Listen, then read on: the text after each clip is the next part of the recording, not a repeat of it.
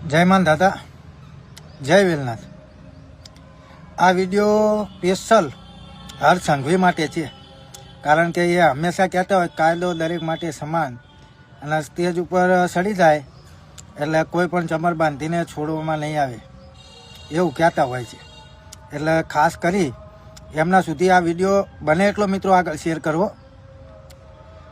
વાત થોડા સમય પહેલાં એસપી નિતેશ પાંડે દ્વારા એટ્રોસિટી એક્ટ મુજબના કેસમાં પાર્થ નામના વ્યક્તિને ઘરમાં રાખવા બદલ મહિલા કોન્સ્ટેબલ નયનાબેન બારૈયા તથા ઉષા જાનીને સસ્પેન્ડ કરવામાં આવ્યા હતા, અને બંને મહિલા કોન્સ્ટેબલ આરોપી બનાવી જેલના હવાલે કરવામાં આવ્યા હતા। આ બે કોન્સ્ટેબલને જેલમાં પાછા પૂર્યા। પછી તો પાર્થ નામના વ્યક્તિને ઘરમાં રાખવાના બદલે બંને મહિલા કોન્સ્ટેબલને સસ્પેન્ડ કરી આરોપી બનાવી જેલના હવાલે કરેલ। તો બગદાણાના ચકચારી નવનીતભાઈ બાલદિયાના કેસમાં ડીવાયએસપી રેમાબા ઝાલા અને પીઆઈ ડાંગર મેડમ દ્વારા મુખ્ય આરોપી એટલે કે જયરાજને બચાવવા, પુરાવાનો નાશ કરવા અને આરોપીને હોવા છતાં એને સાવરી રહ્યા હતા। તો તમે વિચાર કરો, તો આ બંને સસ્પેન્ડ થવા જોઈએ કે ના થવા જોઈએ? હજુ તમને આગળ ચર્ચા કરું।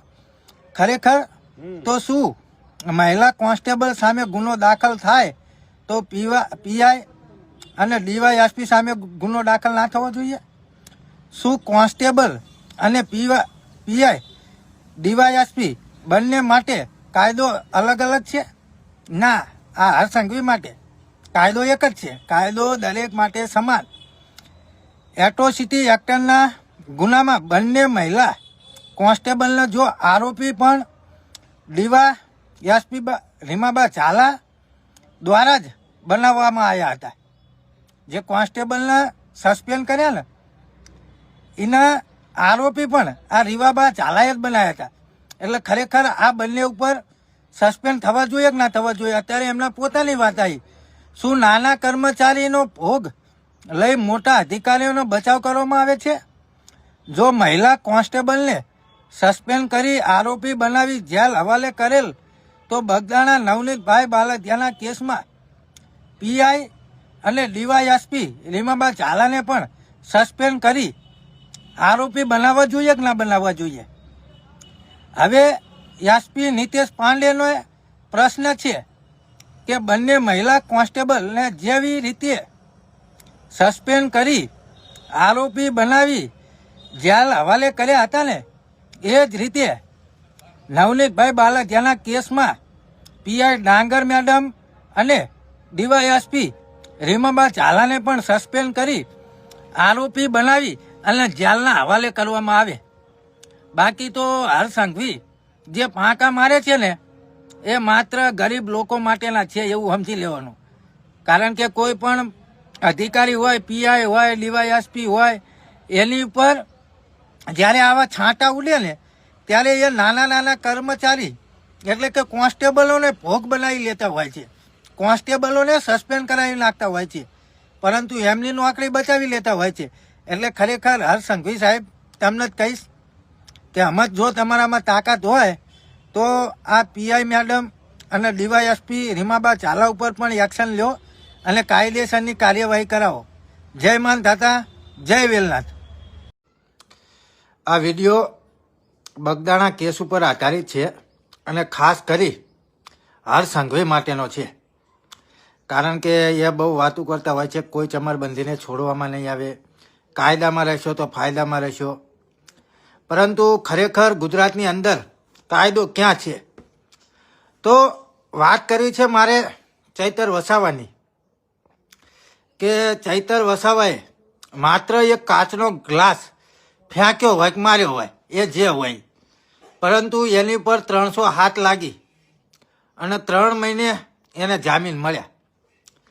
તો હર્ષભાઈને હું એટલું જ કહીશ કે બગદાણાની અંદર નવનીતભાઈ ઉપર જે જયરાજ લુખ્ખાના ગુંડાઓ દ્વારા જે હુમલો કરવામાં આવ્યો ને એનો લગભગ 1 મહિનો થયો અને એમને જામીન પણ માત્ર 20 દિવસની અંદર મળી ગયા. તો હું હર્ષભાઈને એટલું જ કહીશ કે ગુજરાતની અંદર ભારતીય જનતા પાર્ટીમાં રહેનાર લોકો માટે અને કોંગ્રેસ અને આમ આદમી પાર્ટીમાં રહેનાર લોકો માટે શું અલગ અલગ કાયદો છે? ચૈતર વસાવા એક ધારાસભ્ય છે, એમ છતાં એને 3 મહિના સુધી જેલની અંદર બંધ રાખવામાં આવ્યો. પરંતુ જે બગદાણાની અંદર અસામાજિક લુખ્ખાઓ દ્વારા, તંતુઓ દ્વારા જે નવનીતભાઈને ઢોર માર મારવામાં આવ્યો ને એની અંદર માત્ર 20 દિવસની અંદર 8 વ્યક્તિઓને, 8 શખ્સોને જામીન મળી ગયા. તો આની અંદર ગુજરાતનો કાયદો અને વ્યવસ્થા શું છે? તમે હર્ષભાઈ આનો મને ખાસ કરી જવાબ આપજો કે ખરેખર ગુજરાતનો કાયદો અને વ્યવસ્થા માત્ર ગરીબ લોકો માટે જ છે? ભારતીય જનતા પાર્ટીની અંદર હોય એના માટે આ કાયદો નથી? ખરેખર આ લોકોને 3 મહિના સુધી તો જામીન ના જ મળવો જોઈએ, પરંતુ એમ છતાં તમારા આ કાયદાએ માત્ર 20 દિવસની અંદર જામીન આપી દીધા. હવે ખરેખર ગુજરાતનો કાયદો કેવો છે તમે જ વિચાર કરો. અને મિત્રો બને એટલો વિડીયો આગળ શેર કરજો. આ ઓલા ફાંકા મારું હર સંઘવી સુધી તો પહોંચવો જ જોઈએ, કારણ કે સ્ટેજ ઉપર ચડી અને બહુ બરાડા પાડતા હોય, કોઈ ચમરબંધીને છોડવામાં નહીં આવે, કોઈ આમ નહીં કરવામાં આવે, વરઘોડો તો નીકળશે તો કાઢ્યો હતો. એટલે બને એટલો મિત્રો વિડીયો આગળ શેર કરો. જય માન થતા, જય કોળી સમાજ.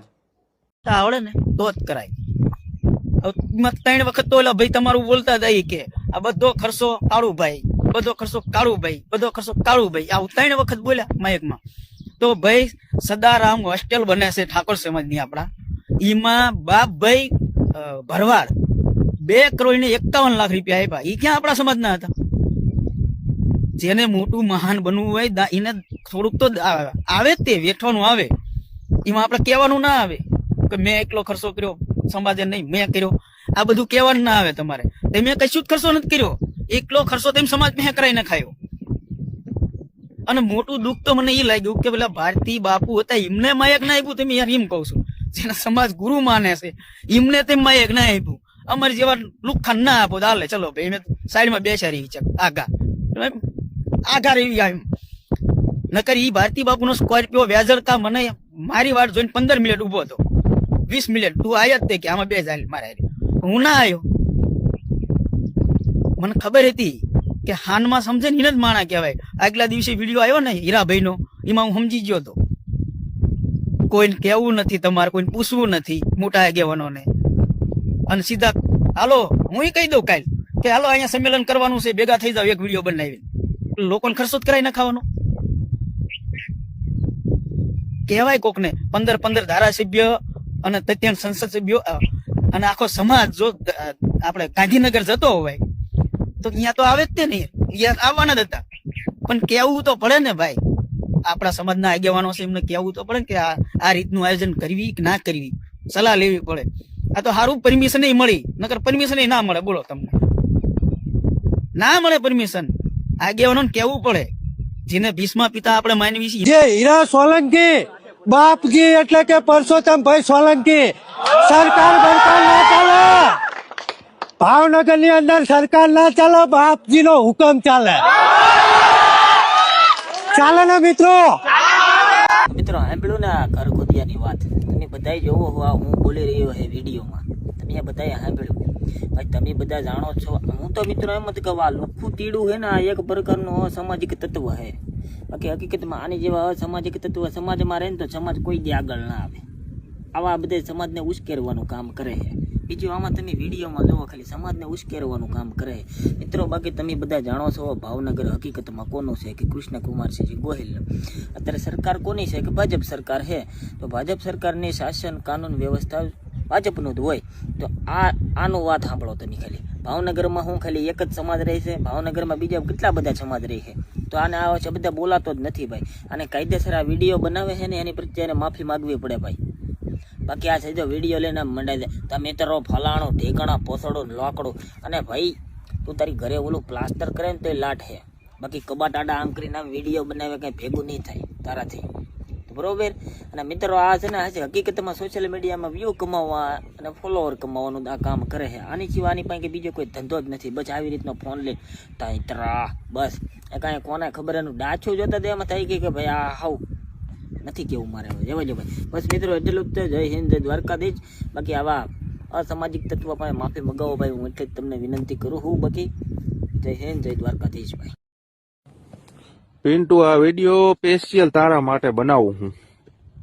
તે બગદાણાની ઘટનામાં બહુ રહ લીધો મારા દીકરા, બરોબર. ઉનામાં જે ઘટના ઘટી એમાં તારી હજી એક પોસ્ટ નથી આવી. 2 દી થઈ ગયા હે, હજી તારી એક પણ પોસ્ટ નથી આવી. બીજા વિડીયો બનાવ્યો ને એ મારા દીકરા તે સેવ કરીને ચડાવી દીધો હે. તને બહુ સમાજનો શોખ હે ને આગેવાન થવાનો, તો એમાં એકાદી પોસ્ટ મૂક. આ બગદાણાની મેટરમાં તો તે કેટલા વિડીયા બનાવ્યા હતા, દીમાં દ નાખતો તો આમ થાય ને આમ કરું ને આમ કરું.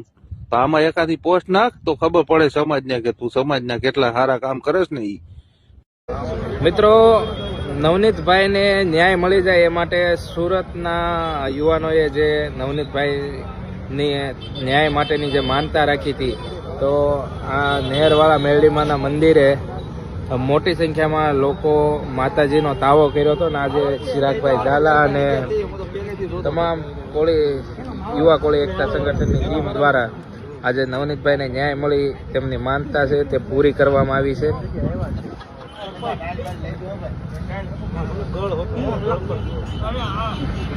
તો ખરેખર આ સુરતના યુવાનોની લાગણી હતી કે નવનીતભાઈને ન્યાય મળે, એટલા માટે નહેરવાળા મેરડીમાં માતાજીનો જે તાવો હતો તે રાખવામાં આવ્યો હતો. ને આજે તાવાની જે માનતા છે તે પૂરી કરવામાં આવી છે. ને આ પ્રસંગે તમામ યુવા કોળી એકતા સંગઠનના યુવાનો હાજર રહ્યા હતા. જય મેરડીમાં. વિડીયોને શેર કરો અને વધારે વધારે લોકો સુધી પહોંચે. જય મુરલીધર, જય દ્વારકાધીશ. હવે કાલ કે પ્રમદી ઓલી સભા હતી એમાં જરાક માઇક હાથમાં આવી ગયું કે ઓલી ઊંદેડી બેટી પર દારૂ પી ગયું ને એવું કામકાજ થયું કે માનું દૂધ ના આમ ને તેમ ને અને મોરે મોરો.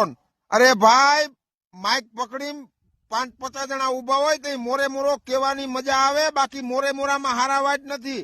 અને દવાખાનામાં મગરના આંસુ પાડવા પડતા રાયડું દેતો હતો ને હવે હું મોરે મોરો તું દેવા જવાનો.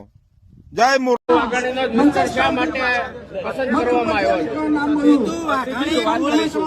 સમાજના મતથી અત્યારે કૃષિ મંત્રી છે. આજે ખરેખર જયારે નવનીતભાઈના ન્યાયની વાત હતી ત્યારે આ જીતુ વાઘાણી જે ગુનેગાર હતા ને એના મદદમાં હતા. જીતુ વાઘાણી એના માટે, કારણ કે સૌથી વધારે વોટિંગ હોય તો કોળી અને ઠાકોર સમાજનું છે, એમ છતાં વિપક્ષની અંદર હતા. અને ખરેખર ગુજરાતનો કાયદો એવું કહે છે કે હંમેશા અન્યાય કરતો હોય તો આપણે ન્યાય મળવો જોઈએ, પરંતુ જીતુ વાઘાણી બચાવવાના પ્રયાસમાં હતા. અને એના માટે જીતુ વાઘાણી એટલે કે જીતુ જમણવારમાં આ કાર્યક્રમ